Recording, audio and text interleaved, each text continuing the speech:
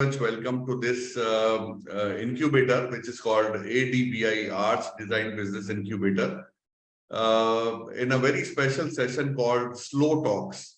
Now, you would be wondering that why slow? So, slow is actually an acronym which stands for scintillating, lively, open, and weak winding up talks. So, so it is my privilege to welcome you on this special show of Slow Talks, where we are going to address one of the very important segments of our economy called sustainable development. Sustainable development or sustainability for that matter, I suppose it is one not only the buzzword any longer, it is one of the necessities of the corporates as well as for the civil society organizations or for that matter, the governments to address because, we are all moving to a very, I would say, uncertain world. And this uncertain world, half of the problems in this today's world are caused by nature, if I can say, be it the droughts, be it the famines, be it the forest fires, or be it earthquakes and all those kind of things which keep happening. And I think somehow, as I'm noticing it over some years now, that they are actually becoming more prominent, more profound, more intense, and I think more erratic. These are a few words which are associated with this natural vagaries. So with this background, I think it is not only important for us to, as humans, to address this very important point of sustainability, to understand it, but at the same time, I suppose there's the other dimension of this disaster or this kind of, you can say, uncertainty is that, it is opening up a whole Pandora of opportunities, for the people of today, especially the youth who are going to enter the job markets. And in fact, to this extent, this was actually one of the thoughts which prompted me to place this invite on you, because you've been working with youth and you've been working with sustainability for a long time. So once again, welcome you, Keshav. And the first question goes to, not a question, but yes, a request for you to please introduce yourself and your company. Keshav. Thank you so much, sir, and Anjali as well for this invitation. So a little bit about the DIAS, the organization I represent. So I started the DIAS back in 2014 when I was finishing up my law school. And initially we were starting off with empowering young people to through skills, soft skills, and different opportunities where they could express themselves. And as we were turning to 2015, that's when the Sustainable Development Goals agenda was actually being adopted by the United Nations. And we realized that you can't empower an individual in a society which is not empowered, and which is where the DIAS and our vision instantly aligned with the Sustainable Development Goals, with primary focus on climate change, gender, education, and peace. But these are again so vast and interconnected issues with all the other SDGs. So for our audience, there are 17 Sustainable Development Goals that include even industry consumption patterns, production, life underwater, life on the ground. So a whole host of issues are concerned.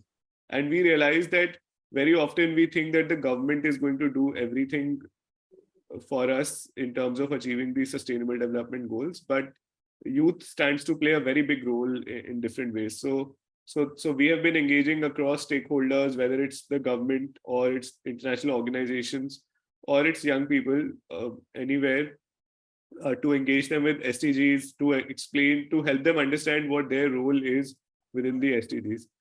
I think, sir, before we go ahead, I would also like to clarify that sometimes we use these words very interchangeably: sustainability and sustainable development and sustainable development goals. Whereas these three have many common, let's say, facets to them. All of these three are also unique within themselves. So when we look at sustainability is a way of thinking, is a way of, is a process, I would say, of any sustainability. Sustainability can also be of me trying to run a marathon and me knowing that if I run on a concrete floor, my knees won't sustain themselves. So even the very process of me trying to understand how can I prolong this in a rational, efficient way, my well-being, and achieve my goal, not just for today but for future as well. That is also sustainability. So we extrapolate that process to industry. We put it to different facets, and you have sustainability manifesting in for those areas. Sustainable development, on the other hand, is a specific way of development, or a view of development, or a framework of development, where and this we have all read them in our, I think, economics books at some point, that the meeting the needs of today without compromising on the needs of the future. I think this came in 1980s with Brundtland Commission at the UN. So sustainable development and sustainability are very wide regions within themselves, and they of course have overlaps, because without the thought of sustainability, sustainable development can't be achieved. Sure. And then is the sustainable development goals of the United Nations, which are very specific 17 goals which came after the conclusion of the Millennium Development Goals. So if we see the Millennium Development Goals, all the 8 Millennium Development Goals actually became the first 8 Sustainable Development Goals. And then we decided that, okay, in today's context of 2015 and beyond, these additional issues are also required to be recognized as important goals. The reason I'm mentioning this to everyone is because sustainable development doesn't stop at sustainable development goals. And sustainability certainly doesn't stop at sustainable development or sustainable development goals. So just a premise I wanted to sort of begin with, sir. Excellent. Thank you so much for this explanation, which was very much required, because you were very right to say that it is used interchangeably, and for everything, that even eco-friendliness is called sustainability, even longevity for that matter, for any subject or for any object is called sustainability. So all these concepts are there. So I would like you to, because as I said that, this is a very specialized forum where we are actually going to create a very specialized incubator for all those budding entrepreneurs who want to enter into the sustainable development space, or for that matter, sustainable fashion, for example, circular fashion, in other words, we call it, or sustainable textiles, when where there is a use of, let's say, natural fibers, or where there is a use of natural dyes and all. So I would like to know from you that, among this whole gamut of sustainability, what are the areas which you think are most relevant for youth of today, which are going to maybe peak in the times to come, where there is a huge scope not only for the job creation as a creative professional, but also there's a huge opportunity for entrepreneurship. So please throw some light on that. Right. There are actually as you had mentioned in the introduction to the talk, that the world is very rapidly changing. Yes. So the nature of jobs and the nature of economy is really transitioning so much. And I think last 6 months with ChatGPT really making a big splash, and like a Dolly or all these softwares coming in, where even creative professionals can be replaced in the sense of outcomes or outputs by an AI. There's just so much disruption in today's world that we are seeing. But from a and I think you had also used this word uncertain, that the world is so uncertain. I think if we look at it from the other sense, the world is very certain. Like, we know that climate change is happening very rapidly, and the environment is degrading. We know that the waste is increasing without us as a society having a very feasible or a strategic management management process for that waste. And if you ever come to Delhi and you enter Delhi through this Sonipat, this one of these directions, and East Delhi's direction, you see these big mountains of garbage that are only getting bigger by the day. So and this is just the nature and the sort of civic side of things. If we look at the society and the governance, there are a whole host of inequalities, health, based issues, that COVID-19 pandemic, for instance. So the world is certainly not very bright at this point. And again, like I don't want to say this in the sense of pessimism, but with a sense of objectivity. Now, the reason I'm mentioning that is because once we start understanding that, we start understanding how is it that we see opportunities as entrepreneurs or as professionals, because entrepreneurship is another word for problem solving. Absolutely. And there are so many new problems which are out there. So many of them can be resolved in different ways. But I would like to focus a little bit on this creative industry aspect, right? Sure. So when we look at the creative industry and any sort of any process of business, there's a consumption side to things and there's a production side to things, right? Now, within the creative industry, if we understand and both are having an impact on the current, let's say, waste material, pollution, shortage of resources, so even availability of raw material, for instance. So when we use sometimes words like circular economy, or when you said circular fashion, the idea is to strategically start understanding from both a consumption and a production process that how can this feed into each other. And rather than thinking of relying on new resources, how can we try to become more self-sufficient in what we already have? And when we say in what we already have, that would mean that it should not have a bad repercussion on human beings, flora, fauna, and society. And that is also, in a sense, what ESG, what we call as environmental, social, and governmental, like that would mean. So let's take an example of, I was like we look at a food item, for instance, FMCG industry.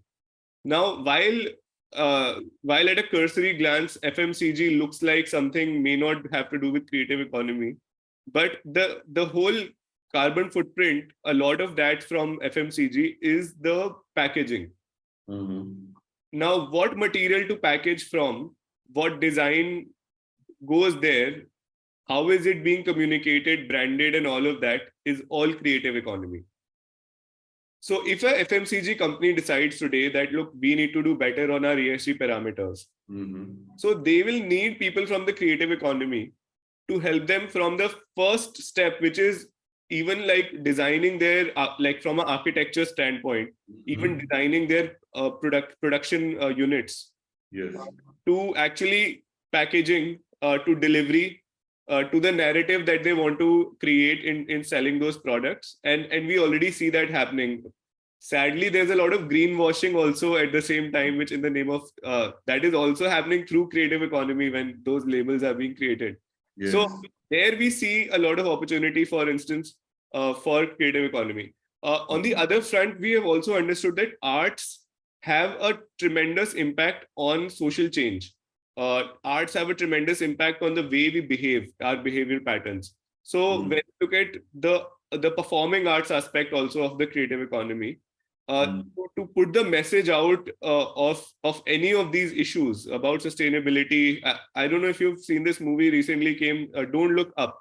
It was Leonardo DiCaprio had put out this movie which talked about this asteroid coming to the planet and all of us being in denial of it. And anyone who saw it would say that, okay, climate change is a real issue. So, or when we see Toilet or any of these Batman, all these movies, they are also a critical part of behavioral, shaping our behavior, shaping the way we understand. So it can't be stressed enough the role that creative economy has, or either the creative domain has in achievement of sustainable development goals, but also from a very pragmatic point in the industry where it shapes how sustainability practices can evolve. Right. Yeah, so very interesting. Actually, I think these are very relevant examples of the trends that you pointed out to, and these trends are, I think, very important for the youngsters to kind of map. And in fact, one of the trends that I have been observing in this field for the last some years, and it is not only a trend, but it is actually a huge opportunity for the youngsters to work on. I think you pointed out this huge garbage issue, huge garbage problem. And in fact, I saw that, the other day, these parali, which is choking Delhi's environment, that kind of smoke which is coming by burning the stocks, the leftovers in the agriculture field, is now becoming the whole new, I would say, trendy material to be Yeah. used for variety of purposes. And Yeah. in fact, the other day I was talking to a startup in MNIT, which is one of the leading startup incubators in Jaipur. And this gentleman has started doing something called Go Cast. It's a look-alike wood which is made by using parali with gai ka gobar, and Wow. he's actually kind of giving it for substitution of the firewood which we are using for the firewood. Sorry, not firewood, but the firewood. Which is used by Hindu Shamshan Gras. And not only that, but he's actually now popularizing it in variety of ways. Yeah. You will not believe, Keshav, that the guy is winning laurels after laurels, accolades after accolades for this kind of I would say, ingenuity. I think it is ingenuity, using parali, using gai ka gobar, all of these waste materials, and then pressing it in a way that it becomes almost similar to a wooden log, Yes. Yes. and getting replaced. So these are some of the ideas that I am actually seeing. So I think a few more examples would be required from your end, as to what is happening and where are we heading for. Yes. Yes. So, actually, if we look at it from the Indian context, Yes. we when I say we, I mean largely the Indian way of living in many ways. It has been very sustainable in many ways. Yes. Never in our kitchens let things go to waste. If like I've seen that even if this sweet chashni of these gulab jamun is left, people make something out of that. Yes. Uh, You're right. Also, so Yes. so the idea of sustainability, the idea of circularly using things, reuse, refuse is something that we have used for a very long time in It is India. in our psyche almost. Yes. Yeah, and we don't like to waste, especially like the middle class, I would say, which constitutes a very big chunk, or whoever it is. We don't like wasteful sort of expenditures so much. So we already are brought up with this way that if you have an old notebook, just tear off the pages which are used and use Yes. to the younger sibling, and put a new cover to it and use it instead of just throwing Absolutely. it in the garbage. So I'd say that we sometimes need to recognize what we already have.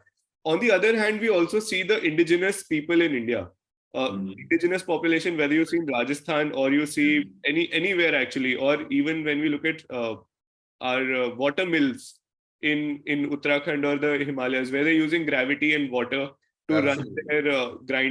their grinding like wheat for Yes. coming up with flour. So I wanted to first go towards the older places, but Yes. now coming to the younger, like the more recent practices. Mhm. So this is also where I want to emphasize that I feel that young people have a big role to play, because Mhm. to reimagine a process needs less conditioning also. To, Absolutely. to say that you have to take a risk and transition your production process away from the industry standards uh, for anything really, it Mhm. takes, I think, courage. It takes a lot of creativity. And it takes a lot of unlearning. I personally feel Sure. so. I feel that young people that way are positioned even psychologically very well to take on these kind of risks, and what we call as innovation now in our industry, that the young people can innovate more effectively, and old people can also be young people at heart. So I don't mean to blanketly say that like the Yes. senior population can't innovate, Mhm. but young people, like, they want to experiment. You give them a pen and a paper, and even if they're not studying, like, they will make some incredible doodles also. And old people may not do that, like sitting there, they may be doing something else. But what I'm trying to emphasize is disruption, Yes. creativity, etc. Now once you start reimagining certain things on how food packaging, for example, can happen, how how this waste management, like waste management and food. I was reading a report by the World Economic Forum. will be the two biggest industries across the world by 2030. Uh, Okay. and a lot of food also brings a lot of waste, right? So there is, again, whether it's from the packaging of the food or the leftover raw material. And these are also the two places where circular economy concepts can be used rather effectively. Yes.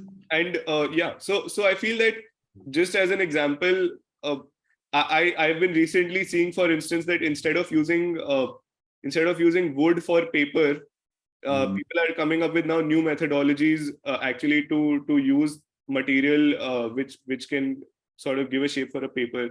There's a lot of new innovative things which are coming up with mushrooms. uh, Hemp is again another place, for instance, in India, that we are seeing, and I'm pointing out hemp because from a sustainable fashion perspective as well, we are seeing research into hemp that's been happening.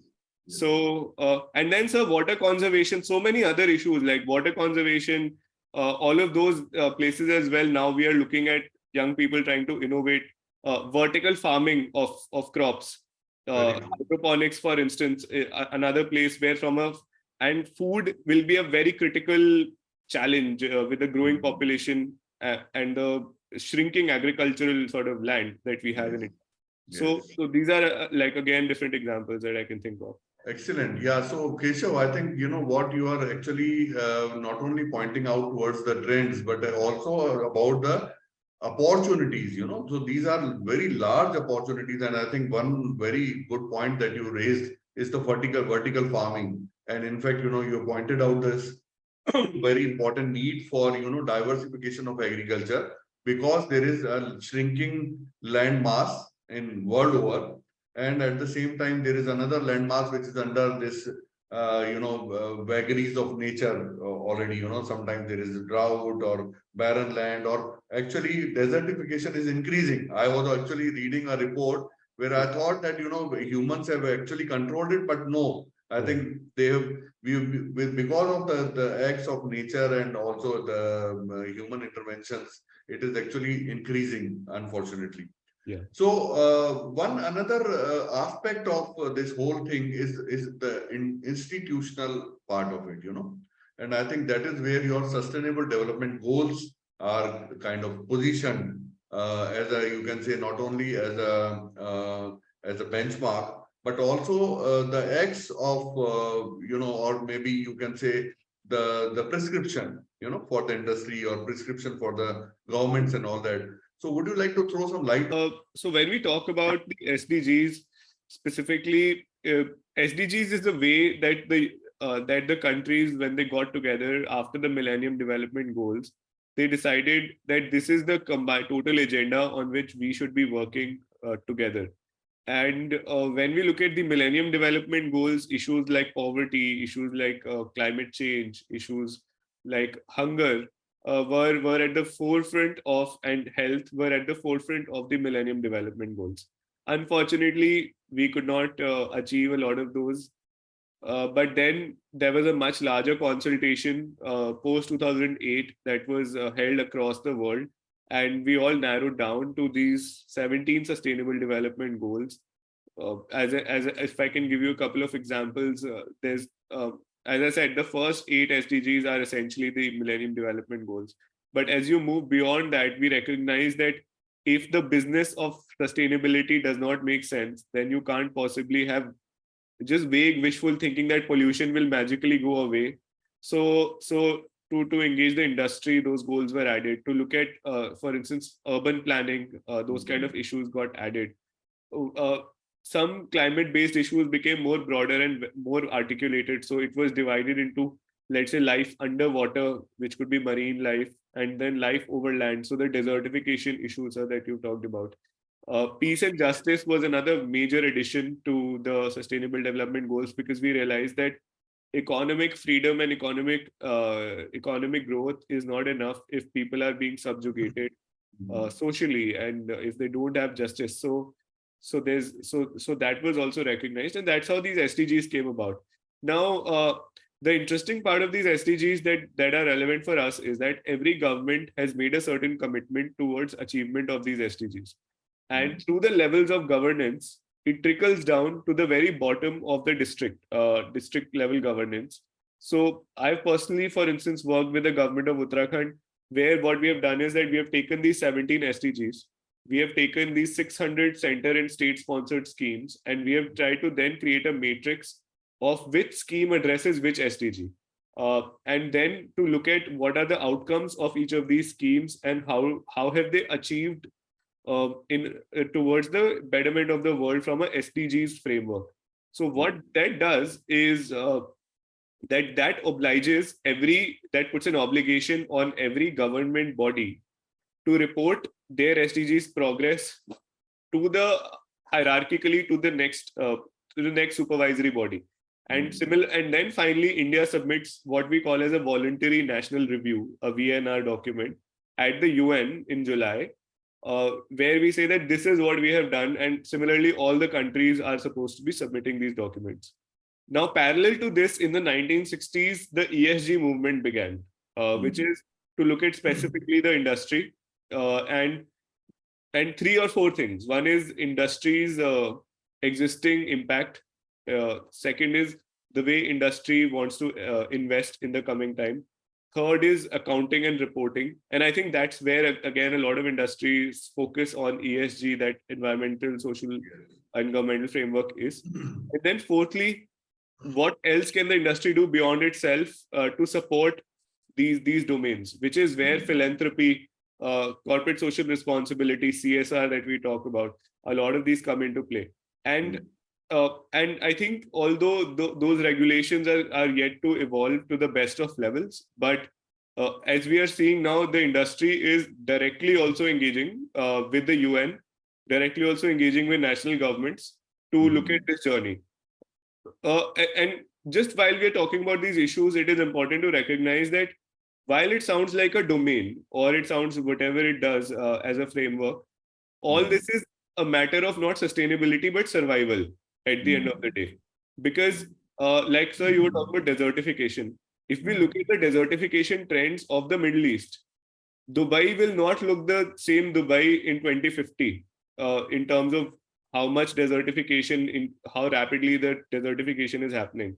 So we will actually have to start from now itself, and people are already doing that, imagining how a colony with increased heat should look like, how a settlement should look like, which doesn't need to rely on fossil fuels. For instance, we are running out of fossil fuels. So how do you transition out of fossil fuels?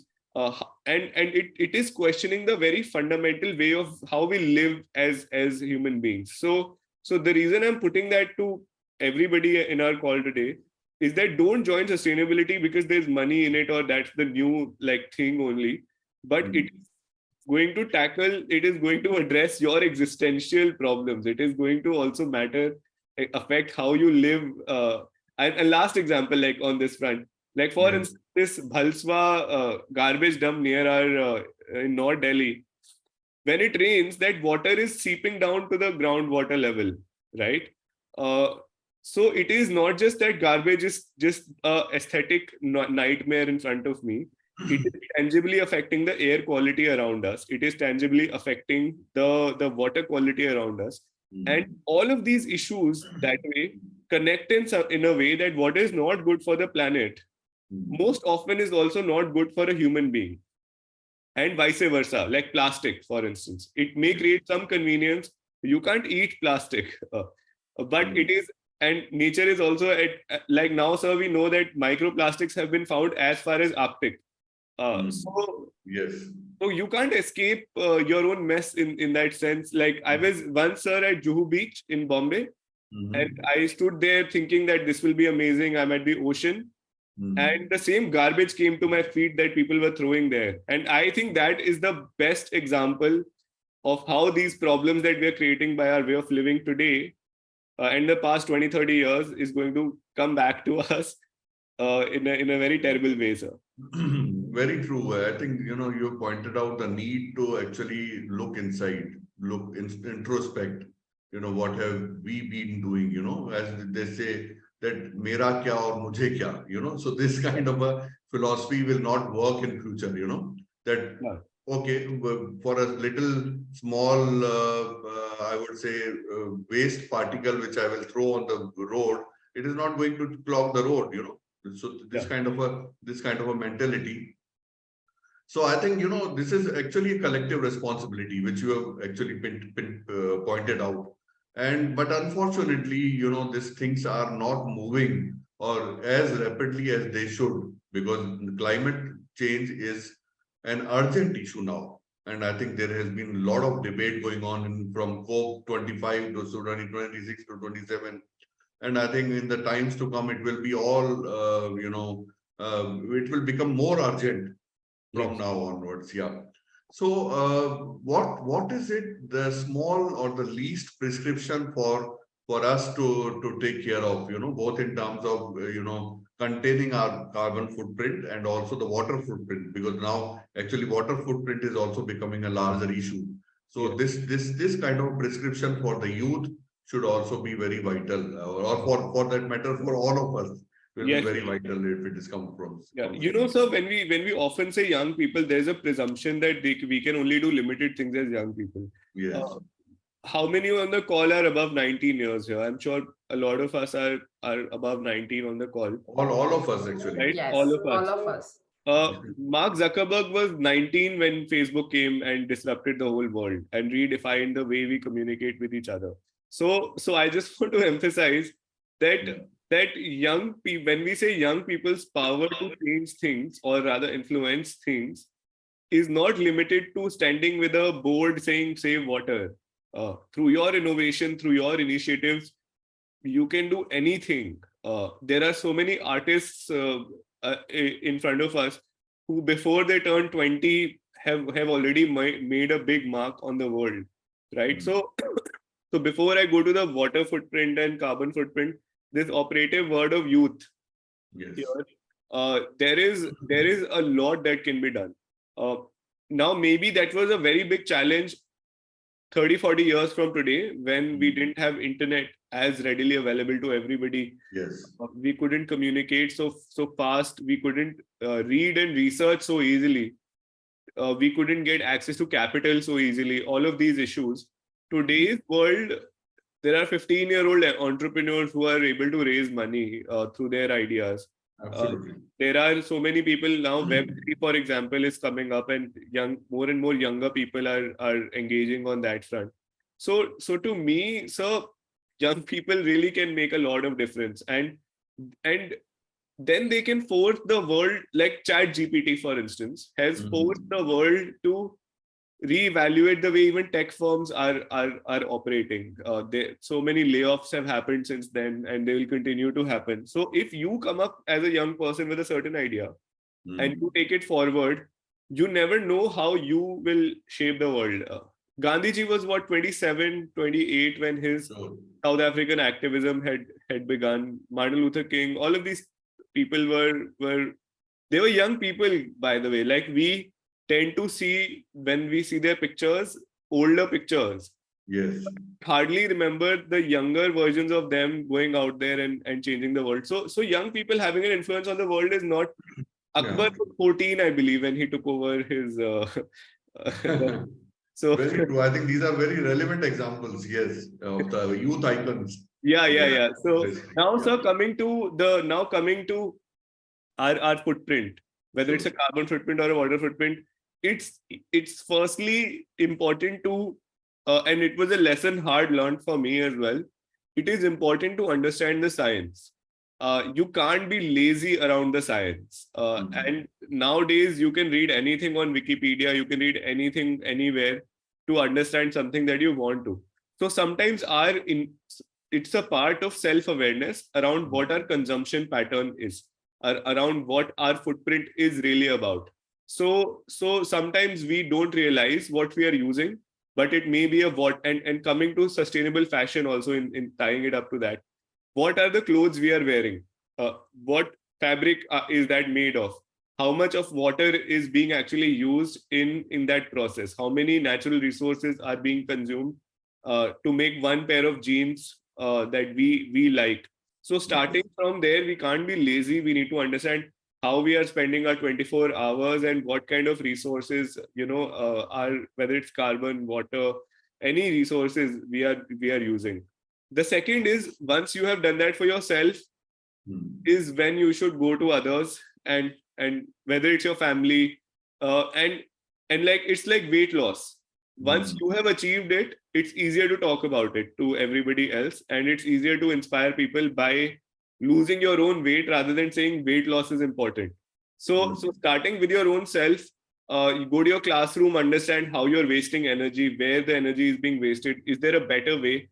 I think university is the best place. That way, a campus is a best place where you can experiment with things without much pressure on not going to pay you money. If you get fired, you make a mistake, you get fired from your company, all that. So use these places as laboratories, really, your institutions, to do whatever you want to. You have access to experts. So get your questions addressed, prototype as much as you can on things, right? And finally, context is everything, in many ways. So, for instance, what may be true of an environmental practice in Himalayas will not be true for environmental phenomenon in Rajasthan, may not be the same for Delhi. So, to study the context of every place is extremely, like, for instance, I was in Uttarakhand and people were burning wood there. And I was like, why are you burning the wood here and all that? So they explained to me that because there are so many trees, the carbon gets absorbed like as quickly, and it's not that big a problem as much as it would be in a plain area where it creates a bigger concern.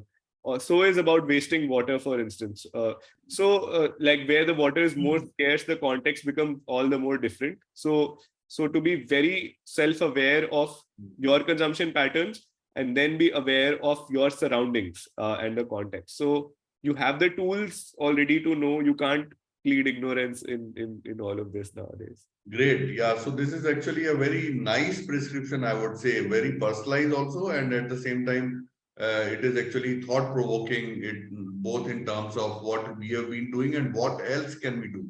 Both. I Yes. think this is Like, this is a sir, very a good. very Yeah. small example. Yeah. We used to give these trophies and mementos to all the speakers at our conferences. Yes. So we, instead of that, now only give plants as mementos. So I've only seen this plants. trend picking up everywhere. Yeah. The delegate kits, sometimes the copies you give at a conference, you make a QR code simply and just give out the QR code, and everyone has a device today. Provide a Wi-Fi network for them if they don't have internet. But True. but live in today's world, for instance. I'd say, like, use technology for good wherever you can. Perfect. I've seen small things like people, how for everyone's birthdays in school, people distribute sweets. So this Sweets. person started doing seeds. So everyone would plant a tree. Seeds to seeds. Yeah, exactly. Yeah, So there are that's a these, very like, good. very, very small things. And then I met this young climate activist. What he started doing was that all the plants they had in their own campus, they actually gave every plant a name.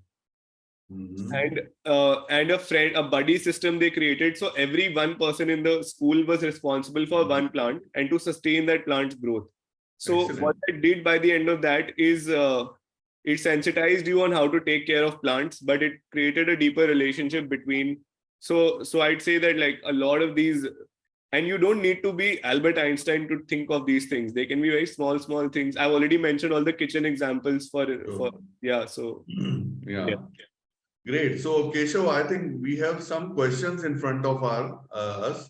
Garima, would you like to speak yourself to Keshav? Yes. Hi, Keshav. Actually, I want to know your experience about the World House project, which you are recently doing. Yeah. So the World House project, basically, Dr. Martin Luther King Jr. once said that the world is one big house, and we are all residents in that one big house. So that is where the word World House comes from. And the World House project is essentially a group of scholars and activists around the world who have also inherited the legacy of Dr. King and Gandhi ji, and they work on social change through nonviolence and different ways of nonviolence. So I work with the World House project as somebody who coordinates everything for young people over there who join the project. And annually we have been putting together something we call as the Turning Point Summit, where we gather young people and we discuss social change. And I don't mean it from just a political perspective. Social change and social innovation can be achieved through several ways. So that's what we do. As a part of it, I got a wonderful opportunity to be mentored by Gandhiji's granddaughter also, Ila Gandhi. And we gather every week, but due to time zones, it's always like quite late in the night because California.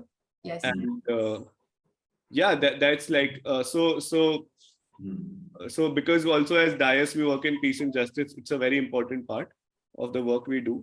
And yeah, and I'm a lawyer before all of this, like my job. So I've seen conflicts. I've been in a bomb blast in Afghanistan, shootout with ISIS in Kabul. So I understand quite a lot of like the necessity of peace and what happens when peace is not present in a place. Yes. A varied field of working.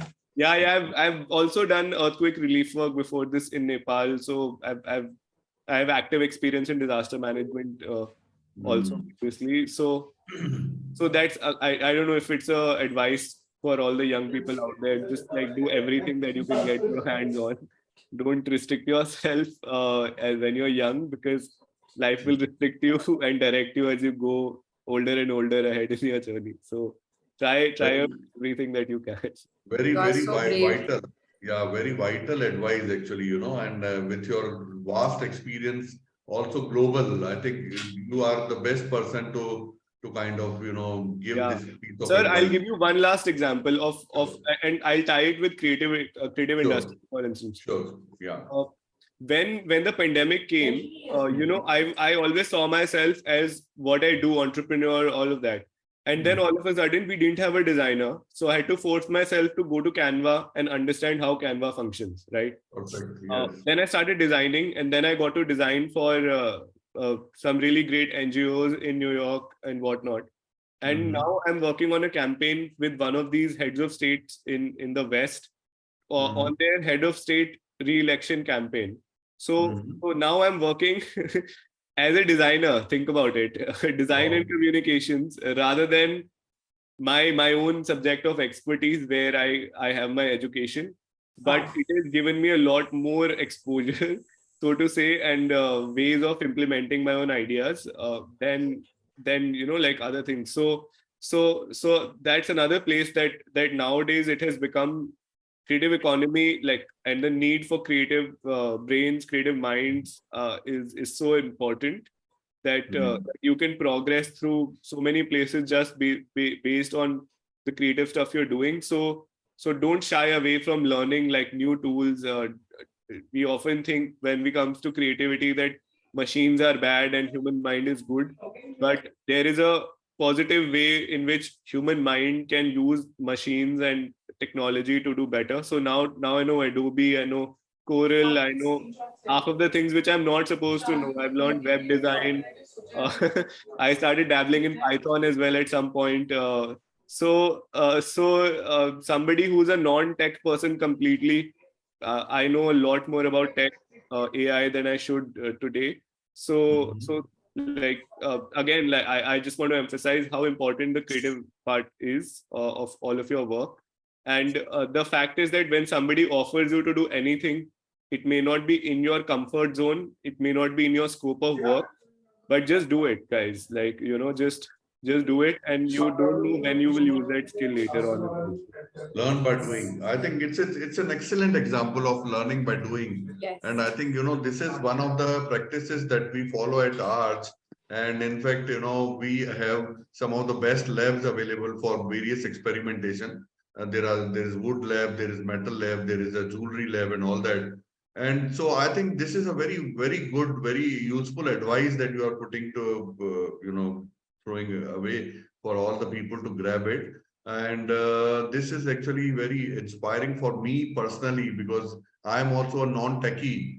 And so this kind of technology is not only will be my savior, tomorrow, but it is also going to maybe open up new opportunities for me in my own personal growth. So I think this is a very, very vital advice. And thank you for so many insights that you shared today. Can I ask one question, sir? Yes, yes, please go So ahead. I have just seen that you have also founded DIAS. It's been running from 8 years.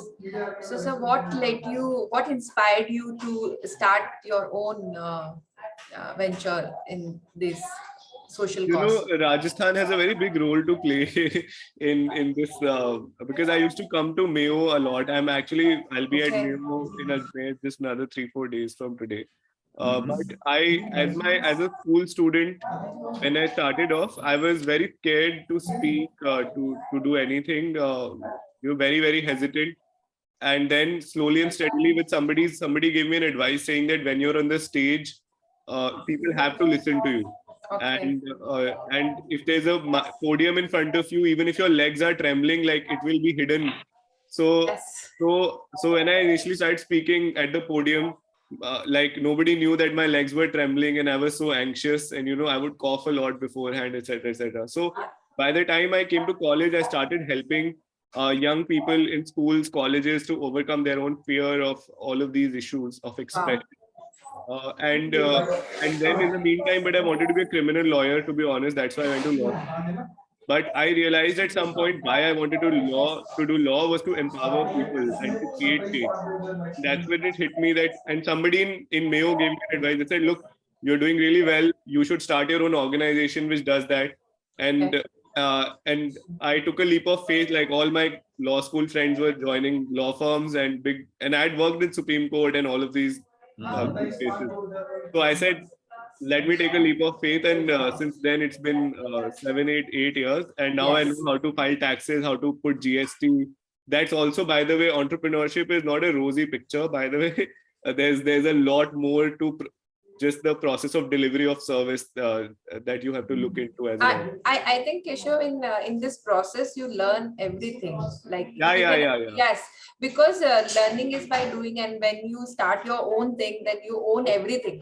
And by doing that, I think it's a mixed And learning. Garima, a lot of people have taught me a lot. So like Yes. my digital media person would come to me and say, today I want to explain to you 360-degree marketing of Wow. digital media. And Yes. just because they want me to implement that idea with them. Yes. So I have literally like sat through so many of these different sessions and interactions with people. And that is why the most fun I have hanging out with people is not from my own domain, because every time I meet somebody and I always have questions for them. Okay. So whatever it is, even if I meet a neurosurgeon, I'll have like 5 questions. How do you do your Wow. job? What do you do on a regular day? So ask questions and like listen to I them. think it's the first step of learning. When you Yeah, ask, then you learn. I think it's a good, confident approach to ask and then learn, so that you yeah, yeah. learn by asking. So it's good. Curiosity is very important. Yes, yes, Yeah. it makes you alive and it makes you Okay. learn. Yeah. So Kasturi has a question. Kasturi Patak says that I wanted to know So I if think this it's been a very, I'll say, a very uh, inspiring talk. Very Bhargav Thank you, Saab, inspiring. sir. Even the lessons for designers. I think there's a lot for aspiring designers, not just aspiring designers, already those who are designers to learn from these what you mentioned, especially the unpredictability part. And then only thing I'll add is that it's not just nature which gives us that. I think it's uh, mainly the humankind who does that. I mean, if you just look at the way the right to health thing is going on, whoever imagined? Now, how can you solve such a problem? No amount of design thinking. I mean, it's so unpredictable that such a thing will happen, and what will be the repercussions of this in the long run? See, it's very hard to say. Anyway, but it's uh, thanks for sharing all your thoughts, and it's amazing. yeah, Yeah. Thank you so Bhargav Saab is becoming active now. I think we were calling you, sir, earlier. Can I please take this last question Mm. and then we can close this? Yep. So this lady Kasturi is saying that I wanted to know if this conversation would be taken ahead as a mentorship space. I am a third year information design student, passionate about facilitating circularity. So this is a question for you, Keshav, to answer. So I'll be happy to. I Mentor. don't want to say mentorship so much because I'm sure Kasturi can also mentor me with what happens in information design, a lot of that. So it can be more like mutual learning that we can definitely engage in the coming time. Very. So let us close this on a positive note that we all are learners in our journey of life, and we all are trainers also at the same time. Absolutely. So, yeah. So this is also a part of sustainability or circularity, as we call it. We should be available for 360-degree of learning, Yes. in our life curve. So thank you once again, Keshav, for all the useful, passionate, and I would say, interesting insights that you shared with us. And we would like to call you again and again for such conversations, both online and offline in future. I love that. So I love Jaipur as a city. I've ran a marathon also there once upon a time. So always a pleasure. And again, like, thank you for inviting me. And let me just also congratulate you and the entire team for this concept. I believe that there's a lot more to learn outside classroom also. So, Yes. and whoever listened intently and asked questions, again, thank you for all your questions. Thank you so much. Thank you. Thank you.